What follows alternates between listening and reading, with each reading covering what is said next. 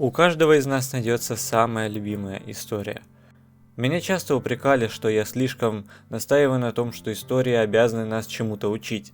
Но это не совсем так. Мой канал развивается вокруг одной идеи.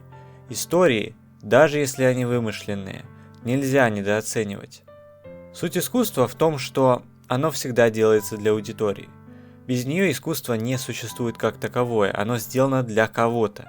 И в большинстве случаев автор вкладывает частичку себя, своих мыслей в свою же работу. А мысли бывают заразными. К сожалению, впечатление идеями работает в обе стороны. Ведь можно вдохновиться и чем-то, что человеку на самом деле вредит. Можно создать из себя деструктивный образ, который приносит, если не моментальное страдание, то оно же, но в будущем. Любая история – это в какой-то степени пропаганда. Понимание этого слова у нас давно ассоциируется с вешанием правительством лапши на уши, но по факту пропагандой можно считать и рекламу сока. По телевизору, в интернете тебе говорят «наш сок лучший». Ты видишь людей на улице, пьющие напитки этого бренда. Он часто мелькает на постерах на улице. Друзья, уже попробовавшие его, советуют этот сок попробовать и тебе. И так появляется, если не желание, то слабый интерес. То же самое и с художественными произведениями. Автор закладывает какую-то идею в фундамент своего произведения, и если это произведение прочитают, посмотрят, послушают достаточное количество людей, на ком-то из них это отразится. Это важный вклад не только в культуру, но и в человечество в целом. Один вдохновившийся человек может перевоплотить свою личную жизнь или же создать нечто полезное для своих близких или, может быть, для целого общества. А таких людей может оказаться много. Истории имеют потенциал дать какую-то пищу для размышления, от которой по итогу мы будем менять устройство наших собственных жизней. Я подчеркиваю, это не правило. Произведение может изменить человека. Оно не обязано делать это своей целью, а иначе это насаждение интересов. Это уже реальная пропаганда. А искусство обязано говорить и обсуждать. И потому история, как один из видов искусства, может изменить мир, коснувшись глубин души лишь одного человека, словно толкнув первую кость домино. Нельзя сказать, что все произведения действуют на людей одинаково. Потому и существуют интерпретации. Потому и важно порой задуматься мысленно, либо же эмоционально о той истории, которую ты сейчас слушаешь, ведь иначе человек рискует либо пойти на поводу у собственных чувств, либо упустить сами чувства. Истории влияют на нас, хотим мы этого или нет. Они вдохновляют нас в большей или меньшей степени. Не стоит относиться к ним с фанатизмом, как это делаю я, но факт в том, что они могут заложить семя мыслей, которое со временем либо растет, либо чахнет. Все это зависит уже от множества других факторов, не связанных с нашим вопросом. Но я не считаю, что стоит говорить «это всего лишь рассказ». Слишком много факторов играют против этого суждения.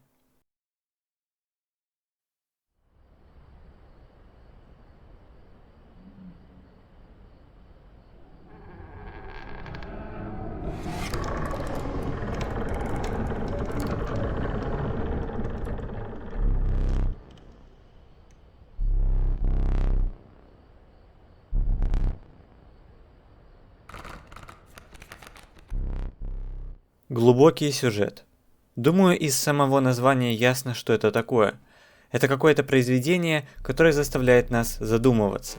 Глубина – это какие-то откровения, новые неочевидные мысли. Они могут подаваться в форме истории, могут быть картиной, а могут маскироваться под мемы, которые ваши родители видели на Фейсбуке. Проще говоря, глубина – это идеи, способные перевернуть наше понимание чего-либо. Но нужно ли все это? Возможно, для вас это глупый вопрос. Конечно, нужно. Как иначе мы, читатели, зрители и остальные, будем еще открывать новые чувства и знания, доселе нам самим неизвестные? Как иначе мы, авторы, будем рассказывать людям о своих мыслях, помогать интерпретировать сложные темы через понятные образы, писать произведения, которые могут изменить жизнь людей к лучшему? В целом, это очень резонные вопросы, с которыми я и не спорю. Как минимум, глубокий сюжет способен сделать произведение интересным. Очевидно, приятнее получать знание, которое, простите за тавтологию, не очевидно. Да и в целом попытка вызова, когда автор делает информацию как бы недоступной, цепляет нас из-за нашего общечеловеческого любопытства. Так в чем же моя проблема с глубиной в сюжете? На мысли о глубине меня натолкнула Inscryption. Она затягивает своей загадочной атмосферой, умело обустроенным миром и кучей правил, которые надо тщательно изучить для приятной игры. Карточные игры меня в целом никогда и не интересовали, но Inscryption чисто по эстетической причине я не мог проигнорировать. И я не был разочарован в геймплее. А вот в сюжете, да, тут есть о чем поговорить. Люк Кардер любит собирать редкие карточные колоды. Он коллекционер. Однажды в одной из пачек всеми забытой карточной игры Inscryption обнаруживаются координаты. Обозначенное место не так уж и далеко от дома Люка. Времени он решил не терять. В лесу Люк откапывает спрятанную кем-то дискету, на которой содержится видеоигра Inscryption. Странно тут то, что никакой такой видеоигры вроде как не существует. Физическая версия и так была довольно малоизвестна. Выпускалась ограниченным тиражом. В интернете нет ни одного упоминания о ее цифровой версии, а при попытке связаться с разработчиками, те требуют вернуть дискету в тайне от публики, а иначе Люка обещают затащить в суд. И не факт, что дело ограничится только им. Все это крайне подозрительно, и потому герой решается эту игру пройти. Постепенно он обнаруживает особенности этой дискеты. Inscryption – это далеко не единственное, что записано на ней. Некие старые данные дали персонажам игры сознание, наполнили их жизнью, и теперь они сражаются друг с другом за власть, за реальную власть, благодаря которой они имеют возможность стать чем-то большим, чем неигровыми персонажами. Но что же это за старые данные? Этим же вопросом в свое время и задалась разработчица компьютерной версии Inscryption Кейси Хопс. Однако за свое желание узнать больше она жестоко поплатилась. Ох уж это человеческое любопытство, то же самое случается и с Люком.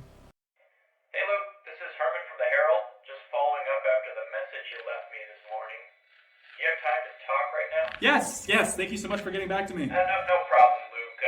If I understand you correctly, you've got some video footage that might expose some malpractice on the part of a game publisher, GameSpuna. Yes, that's right. Firstly, I have a game of theirs that took control of my PC for a bit, which can't be legal, and then this woman from the company came to my house, and she... Okay, hold on a second. Let me just get my pen and pad here, okay. Okay, so you have a game of theirs that took, was it a virus or something? Seriously. I told you!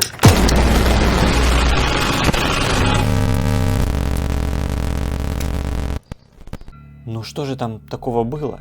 Какая такая информация не только оживила NPC, но и привела к убийству как минимум 2 людей. Это должно быть что-то невероятно важное. И так-то оно так, но есть нюанс. На первый взгляд, мы всего-то играем в карты с Лешем, а на самом деле это двоичный код, который прятал от мира Гитлер, чтобы в будущем использовать его против человечества. Ну что, удивлены? Да как так, ведь в игре есть столько всяческих отсылок к тому, что она не то, чем кажется. Да, в этом и заключается моя проблема с современными играми.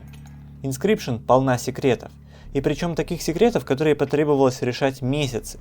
Расследование это выходило за пределы интернета, ведь нескольким людям приходилось реально идти куда-то и искать места по координатам, получать личные посылки от разработчиков и только тогда двигаться дальше в своем расследовании. Но я ни в коем случае не против такого подхода. Я не против веселья. Проблема, которую я вижу, по факту никак не связана со всеми этими игровыми теориями как таковыми, потому что они находятся как бы по другую сторону спектра вопроса. Однако эта проблема, о которой я говорю, относится к конкретным играм, конкретным произведениям, которые на этих теориях и концентрируют внимание игроков. А если так, то я просто обязан рассмотреть этот вопрос поглубже. Вот смотрите. В Inscryption вы играете в карты в жестоком магическом мире диких лесных зверей. Сюжет у нас про то, что наделенные интеллектом неигровые персонажи борются за власть внутри программы. А скрытый смысл состоит в том, что эта самая игра была разработана во времена Холодной войны как прикрытие, чтобы спрятать внутри нее код-ключ для оружия массового поражения. И чё? Я хочу спросить, как эта информация влияет вообще на что-то в самой игре. Как по мне, она влияет лишь на наше ощущение от нее. Сама суть того, что мы перекидываемся в картишки, не меняется. Все, что нам дали узнать о настоящей природе Inscryption, не заключено на самом деле внутри нее, как по сюжету говорится. Это всего лишь ее окружение. Это совершенно не связанная с самим миром игры история, которая приплетена к ней только тем, что персонажи о ней просто знают. Другой пример. Как я могу не упомянуть в этом обзоре Five Nights at Freddy's? Игра, которая нашумела настолько сильно, что у меня к ней сразу пропал интерес. Ну что ж, она тоже не то, чем кажется. И точно так же, как и Inscryption, вокруг нее строится тайна, которая по факту с самим игроком никак не связана. Мне абсолютно плевать, кто этот фиолетовый парень. Мне плевать на души умерших детей в аниматрониках. Мне плевать на укус 87 года, потому что по итогу, узнав все это, я продолжаю играть в сидение на месте и ожидание того, как на меня выпрыгнет очередной аниматроник. Сюжет ФНАФа – это просто какая-то мелкая страшилка, это загадка, ответ на которую определяет само существование этой загадки. Ничего больше за этим не стоит. Примерно то же самое я мог бы сказать и про литературный клуб Доки-Доки. Ведь да, очевидно, еще одна невероятно нашумевшая история, которая тоже совсем не то, чем кажется. И интернет взорвался от выхода этой новеллы чуть ли не так же сильно, как и от ФНАФа, разве что хайп быстро утих. В любом случае, окружение мое на несколько месяцев состояло из частого упоминания этой визуальной новеллы. И я смотрел на все это и думал, ребята, вас действительно так легко удивить? Неужели, когда любовная история превращается в хоррор, это интересно только потому, что любовная история превращается в хоррор? И это все, что вам нужно? Сюжет истории следующий. Мы есть главный герой. Социально отстраненный, мало чем интересующийся задрот-анимешник. Но у него есть подруга детства Сайори. Эта подруга очень сильно беспокоится о том, что у нас нет никаких друзей и никаких больше интересов, и потому предлагает вступить в какой-нибудь клуб. Однако как только мы выходим из класса выбирать свое пристанище, Сайори заявляет, что уже пообещала членам своего клуба, что приведет новичка. Что уж поделать, мы соглашаемся идти с ней. Сайори состоит в клубе литературы, что в принципе странно, ведь представить ее читающей сложно. Но чтение и нас не должно интересовать, ведь в литературном клубе собрались 4 прекрасные девушки, с которыми герою суждено завести отношения. На самом деле нет, потому что 3 из них забирает смерть, и остается только Моника. Осознавший себя искусственный интеллект, который хочет выбраться наружу. Напоминает Inscryption, да? И вот вы думаете, что я буду метаться грязью в Доки-Доки, ведь это абсолютно безвкусная история, где ничего кроме глупого твиста нет. А это не так. На самом деле, попробовав DDLC спустя 5 лет, я начал считать, что это не настолько уж и плохая новелла. Если закрыть глаза на то, что сделало ее популярной, в ней вообще-то поднимаются интересные вопросы. И некоторые из них интересны мне, потому что они связаны с литературой и авторством. Как минимум в этой же новелле поднимается проблема того, должны ли произведения быть возвышенными, то есть глубокими. Юрий пишет стихи, сочетая в них разнообразные словесные конструкции. Метафоры, сложные неочевидные фразы, речевые обороты и символизм она сделала своим фирменным стилем. Ее творчество определяет эта манера написания, и сама Юри видит поэзию только такой, ведь чтобы выразить многогранность человеческой души, как она считает, по-другому написать стих просто невозможно. С этим точно не соглашается Нацуки. Ее стихи являются полной противоположностью тех, что у Юри. Принцип писанины Нацуки – дать читателю по лицу конкретными не то что образами, а примерами и аналогами. Максимально прямолинейные, абсолютно понятные каждому фразы.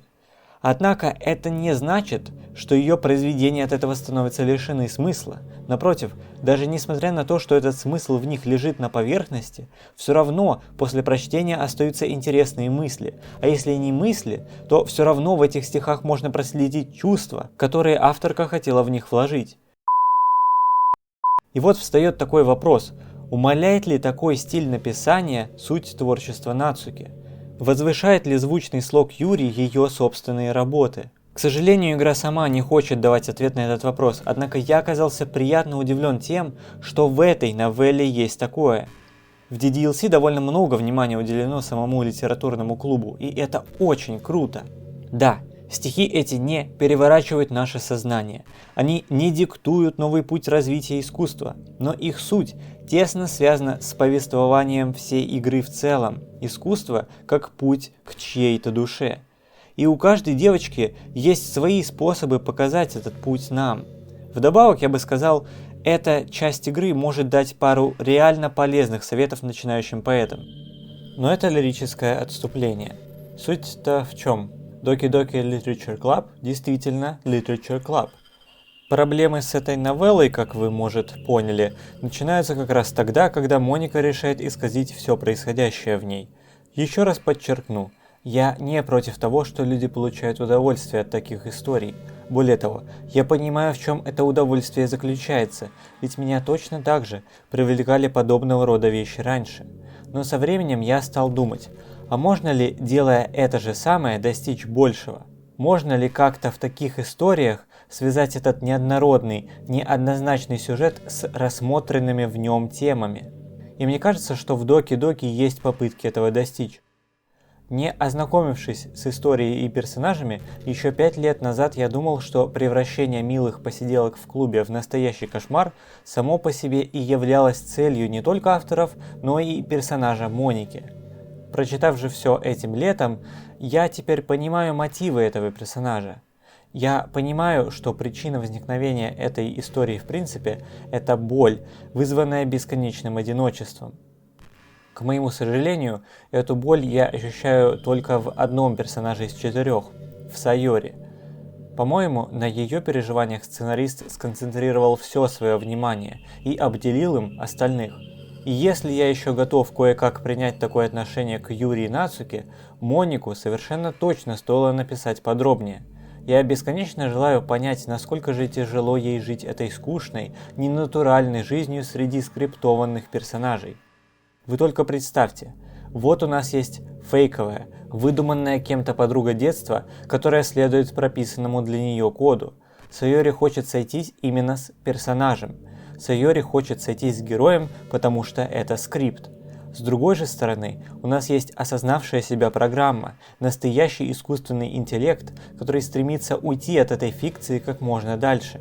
Монике плевать на этого героя, ей плевать на скрипт, ей нужны мы сами. Да вот только и единственный способ добраться до нас через центрального персонажа, в котором заинтересованы остальные. Таким образом, Моника переходит дорогу Юри, Нацуке и Сайори. Но в обозначении мотивации и демонстрации способа авторы не то чтобы далеко зашли. Я надеялся, что в DDLC Plus эту проблему решили, не зря ведь эта версия Доки Доки не бесплатная. Однако там сценарист совершил один из самых тяжких грехов. В игре говорится, что все второстепенные истории, которые раскрывают персонажей полнее, рассказывают об их дружбе, являются отдельными вселенными, созданными Моникой. Почему это грех? Ну смотрите, рассмотрим Джокера 2019 года. Это фильм про эмоционально нестабильного, психически неуравновешенного человека. Он буквально псих, и его расстройства проявляются разными способами. В частности, его мозг способен выдумывать ему воспоминания, истории, которых никогда не было. И одной из интерпретаций Джокера является такая, что все происходящее в истории – его вымысел. То есть Артур Флек сидел все это время в психиатрической лечебнице и что-то там себе воображал, и мы на это смотрели. У меня от этого подгорает, потому что когда сценарист откровенно говорит тебе «а ничего не было, это все неправда», это лишает мой зрительский вклад смысла. Просто сидел и 2 часа смотрел фильм, которого на самом деле не было. В игре Unheard тебя просят расследовать цепочку криминальных ситуаций, абсолютно никак не связанных друг с другом. Однако в последней из них мы встречаем персонажа, который присутствовал в одной из первых сюжеток. И вот тут я думаю, Ого, то есть теперь мне нужно будет вспоминать предыдущие преступления, вспоминать причастных к ним лиц и их истории, и с помощью этого решать будущие загадки? Я в деле! Потирая руки, я опустился исследовать новую локацию дальше, и что я нахожу? Оказывается, действие происходит в психиатрической клинике, и я сам являюсь ее пациентом. Мой персонаж такой же Джокер. А это в свою очередь значит, что все расследования, которые я провел до этого, не существовали. Таким образом, игра просто обесценила всю свою историю и мой личный вклад в нее как игрока. Справедливо возразить, что суть от этого не меняется, ведь это все еще вымысел, верно? Из этой истории все еще можно что-то для себя вынести. С этим спорить я не могу, и это скорее личная придирка. Вот смотрите, зачем нам вообще художественное произведение? Мы же можем без них как-то обойтись? Безусловно, можем, но мы хотим их. Кто-то редко, кто-то часто, но люди хотят погружаться в чужие жизни, другие миры, примерять на себя новый опыт, который зачастую только через эти самые художественные произведения и возможен.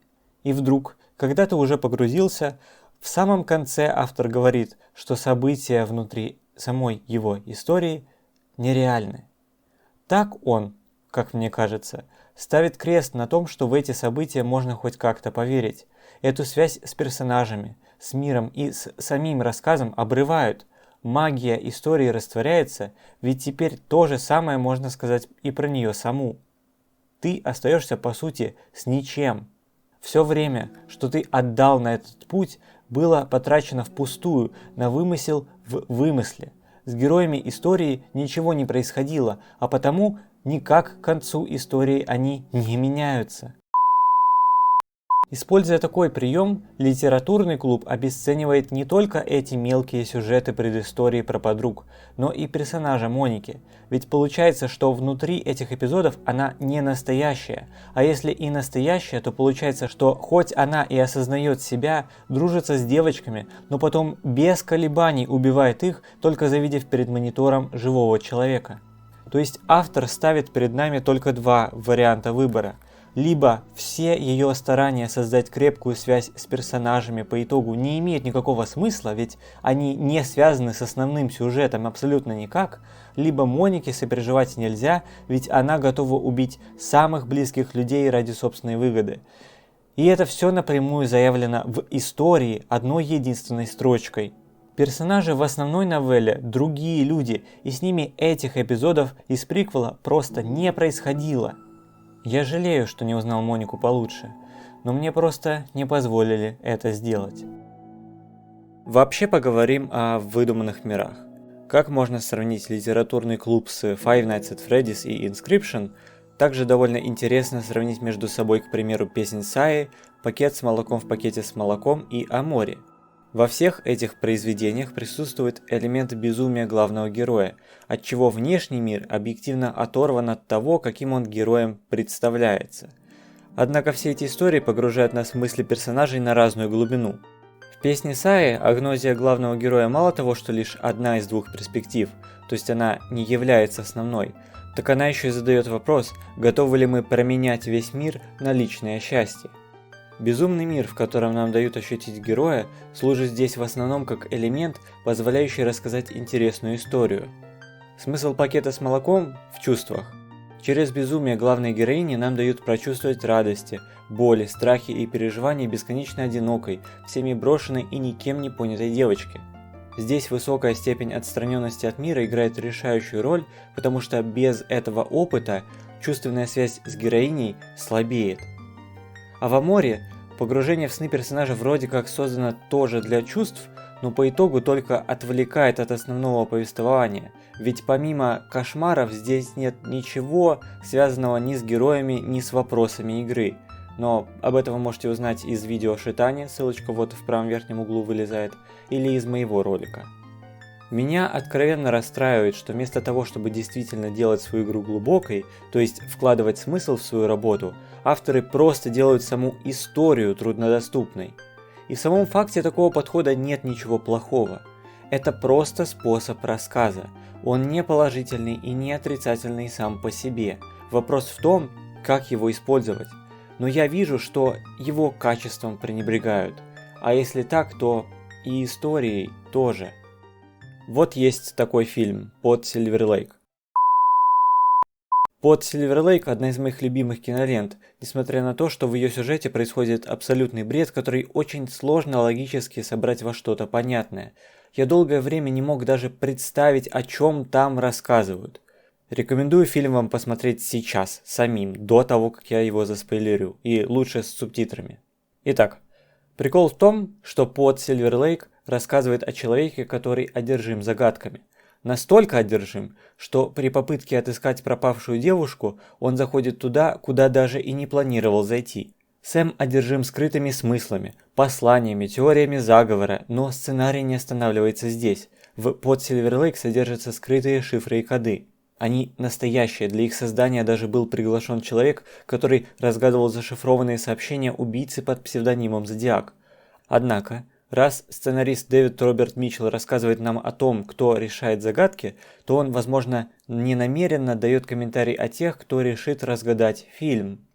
Я не могу быть уверен на все 100, ведь вроде как за годы существования фильма никто так и не пришел ни к какому ответу, куда ведут все эти коды и что ждет нас дальше. Но я для себя уже решил, что это бесполезная трата времени. Видите ли, Сэм – человек со множеством проблем.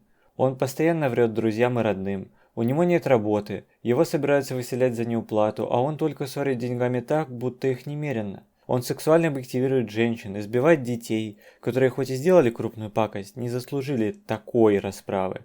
Он настоящий сталкер, но кроме того он шизоид, который верит в теории заговора. По ходу развития сюжета он оказывается прав. Действительно, существует тайное сообщество, которое контролирует наши жизни, а мы даже не подозреваем об этом. Это сообщество верит, что после их погребения заживо под землей их ждет вознесение, их тела растворятся в свету и станут бесконечной энергией, которая сольется со Вселенной, и так их будет ждать вечное удовольствие и счастье. И Сэм реагирует на это довольно смущенно. Что за бред несут эти идиоты? Но этот же вопрос мы задаем себе, когда Сэм рассказывает о тайных заговорах. Мы точно так же сидим и думаем, ну это же неправда, какой в этом смысл? В конце фильма Сэм находит то, что искал, но по итогу это абсолютно никак не решает его проблемы. Как человек он не меняется, и даже после того, как его отпускают, он не имеет права говорить о том, что узнал. И потому, я думаю, главный вопрос, который по итогу Митчелл задает зрителям, это не что скрывается за всеми этими загадками, а нужно ли тебе их решать, в принципе. В ленте «Дом, который построил Джек» тебе не нужно искать скрытые смыслы. Да, скорее всего, Триер оставил там какие-то отсылки. Однако, знаете, этой картине никакие отсылки и не нужны, потому что она сама и является отсылкой на творчество. Вот, если вы не знаете, кто такой Ларс фон Триер, это режиссер-провокатор. Я смотрел лишь 3 его фильма, но это звание уже давно закрепилось за ним в обществе. Начиная от его метода съемки «Догмы 95», заканчивая самими сюжетами и их презентацией. Его фильмы тяжело смотреть, однако в этом и заключается суть его творчества. Он выносит на показ самые извращенные фантазии и пугающие идеи. Его работы интересны как минимум с точки зрения монтажа. А своей последней работой, «Дом, который построил Джек», он спрашивает себя и зрителей о том, что значит быть автором. Это самая понятная его работа, ведь она раскрывает перед зрителем всю свою колоду с самого начала. И я не думаю, что это плохо. Никто от этого не остается в проигрыше. Вот у нас есть Джек, и он серийный убийца. Но кроме того, он считает себя художником. А теперь ты, зритель, прогуляйся с ним по эпизодам его жизни и определи для себя самого, что это значит. Дай ответ самому себе. Вопрос не нужно искать, он лежит на поверхности. Но неужели, зная его, тебе не интересно поразмыслить над ним? По этой же причине, несмотря на статус этого аниме, я не считаю, что Евангелион – глубокая история. Я не имею в виду, что она намного хуже, чем люди думают. Наоборот, произведение от этого только выигрывает, по крайней мере в моих глазах. Темы, которые рассматривает Хидеаки Анно через всех персонажей этой истории, кажутся такими глубокими не потому, что они скрыты от нас, а потому что мы сами от этих тем отворачиваемся. Мы сами закрываем на них глаза и вечно уходим от ответа. И когда нас сталкивают с собственным отражением, мы пытаемся убежать. Но как долго ты можешь убегать? И куда ты придешь, если бежишь от себя? Анна говорит, ничего хорошего из этого не выйдет. Ты можешь гоняться за солнечным зайчиком сколько угодно, но чтобы его поймать, нужно смотреть туда, откуда этот луч света исходит. По-настоящему глубокий сюжет – это не попытка создать загадку. Чаще всего это прямой и личный вопрос, который вы сами себе задаете. Это зеркало. И отражение в этом зеркале тем глубже, чем глубже ты сам.